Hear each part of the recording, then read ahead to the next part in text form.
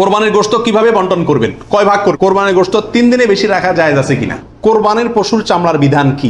কোরবানির পশু অমুসলিমকে দেওয়া যাবে কিনা? কোরবানির গোশত শুকায়া রাখা জায়েজ আছে কিনা? কোরবানির পশুর কোনো অংশ বিক্রি করা জায়েজ আছে কিনা? কোনো কারণে কোরবানি করতে না পারলে, পশু কিনছেন কিন্তু কোরবানি করতে পারেন না, করবেন কি?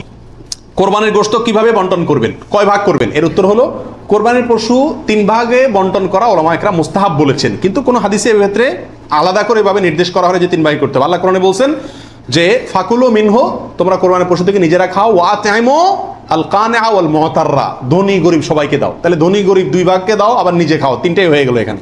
এর থেকে 3 ভাগ মোটামুটি ভাবে ইঙ্গিতে বোঝা যাচ্ছে, কিন্তু এটা কোনো জরুরি কিছু না।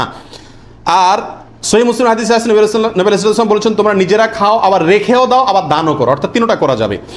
আবার সহিহ মুসলিমের আরেক বর্ণনায় আসছে তোমরা খাও এবং মানুষকে খাওয়াও। তাহলে বোঝা গেল নিজে খাওয়া অন্যকে দান করা সবগুলাই উত্তম এই কোরবানির গোশতের ক্ষেত্রে।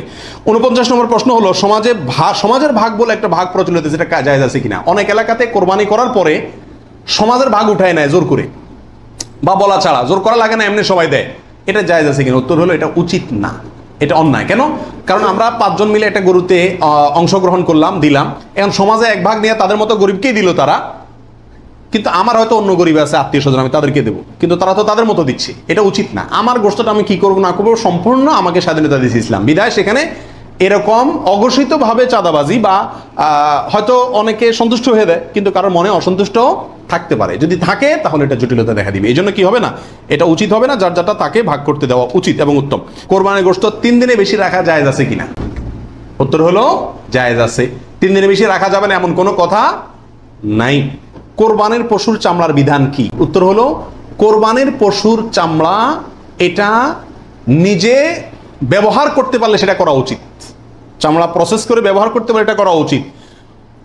কোথাও কোথাও মানুষ খায়, যদি খাইতে পারেন চামড়া পরিষ্কার করে সেটাও আপনার জন্য ঠিক আছে, কিন্তু কোরবানির পশুর চামড়া বিক্রি করা হয় আমাদের দেশে বেশিরভাগ ক্ষেত্রে, এই কাজটা অনুত্তম কাজ, অনুচিত কাজ। কেন? কারণ কোরবানির গোশত এটাও বিক্রি করে আপনি টাকাটা দানই করে দিলেন, কিন্তু এটা উচিত না, বিক্রি করবেন না। আপনি হয় সরাসরি গোশত দিবেন, না নিজে খাবেন, দুটার একটা। বিধায় কোরবানির পশুকে আপনার কোনোভাবেই এটার কোনো অংশকে বিক্রি করে তারপর টাকাটা আপনি দানই করে দিলেন, কিন্তু বিক্রি করার দিকে না যাওয়াটাই উচিত। সরাসরি ওই জিনিসটা দান করলে সেটাই বেস্ট।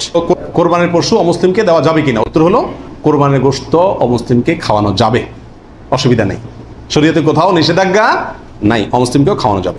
কোরবানির গোশত শুকায়া রাখা জায়েজ আছে কিনা? যে এলাকায় ফ্রিজ নাই তারা শুকায়া রাখতে পারবে কিনা? অনেকে বলেন আমাদের দেশে যে কোরবানির গোশত কি কারণ যায় না, শুটকি বানানো যায় না, এতে গরুর কষ্ট হয়, পশুর কষ্ট হয় বা গুনাহ হয়। এগুলা মন গড়া কথাবার্তা, এটা সঠিক নয়। বরং যে কোনোভাবে আপনি চাইলে কি করতে পারবেন, গোশত রাখতে পারবেন।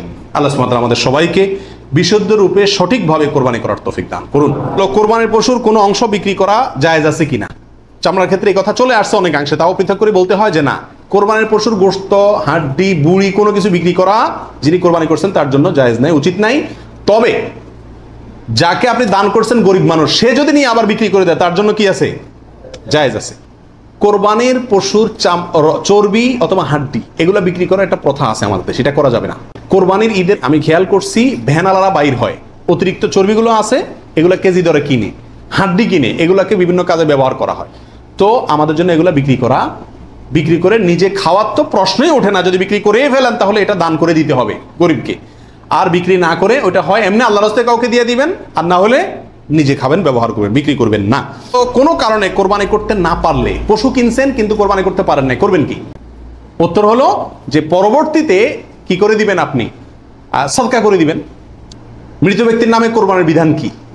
একটু আগে যেটা বললাম, অর্থাৎ শুধু মৃত ব্যক্তির নামে আলাদা কোরবানি দেওয়া জায়েজ অনেক উলামা ইকরাম বলেন, কিন্তু অনেক উলামা ইকরাম বলেন যারা মৃত ব্যক্তির সাথে জীবিত ব্যক্তির সাথে মৃত ব্যক্তিকে যোগ করে দেওয়া যাবে। আপনি একটা ছাগল দিলেন, বলেন যেটা আল্লাহ আমার এবং আমার মৃত বাবার পক্ষ থেকে, এভাবে করা যাবে। আর নবী আলাইহিস সালাম একটি ছাগল তার পুরো উম্মতের পক্ষ থেকে দিয়েছেন, জীবিত মৃত সবাই মোটামুটি এর ভিতরে